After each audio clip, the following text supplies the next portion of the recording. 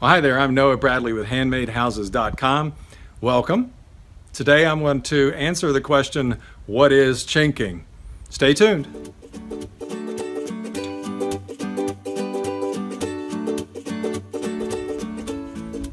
Well, okay, today we're going to talk about chinking.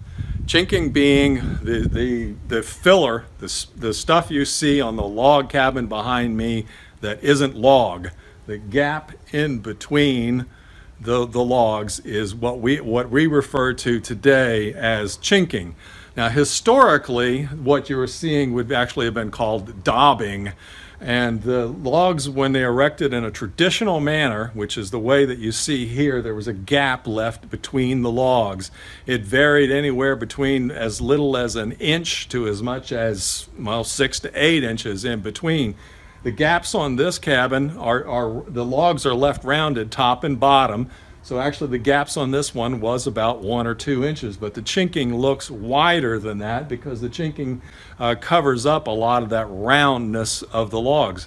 This is the perfect way to build a log cabin. This is the traditional manner, and this is the way if you want to build a log cabin that's maintenance free, that lasts you a couple hundred years or more, then this is the method you want to do with chinking. Now, historically, how they would handle the chinking is that actually what they would come in after the logs were set, and then they would cram either pieces of wood or chunks of rock in between the logs to act as a holder for any of the daubing that would next go on.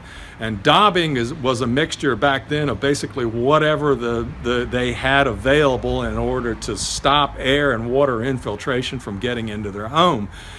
Frequently it was just a mixture of mud, of sand, of hair, of grass, of moss, straw, and if they had a little bit of extra money to actually purchase some lime to mix into all of it, to make poor man's cement, basically, where they would smear it over the over top of that chinking that was in there, and it actually gave them a very tight house throughout the entire winter. And actually it was generally almost an annual event for the family to re-chink, or at least to re-daub, excuse me, get the right terminology here, daubing, in place, whereas today we've come up with better solutions for that, but still we've got the exact same look that they had then.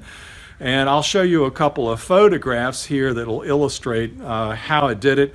By the way, I'm going to put together a series of videos that show me, I will show you every consideration and exactly the process of properly chinking a log home today. But today we skipped the daubing part and have just slid it into what is known as chinking.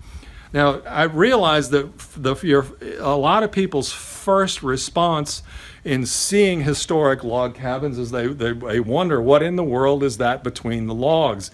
And that's because in today's world, our exposure to log cabins is frequently log cabin kits, which are a hybrid takeoff modern twist on log cabins compared to what log cabins have been for hundreds of years. This is a true log cabin.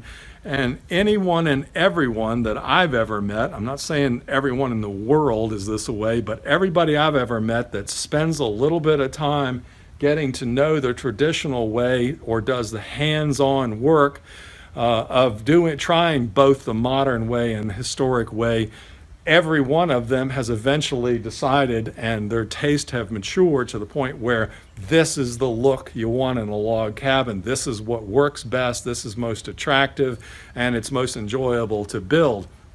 And so what we use for chinking is it's basically just a thin layer on the exterior of a kind of a metal lathing that we nail in place top and bottom that allows us to have a surface that we can coat with the cement. And so we will do that. I use a special kind of cement. Any cement will do the job. The only reason I use a special kind of cement is that it gives me a consistent dye color, because I do not like the standard gray that you see in every parking lot, on every sidewalk.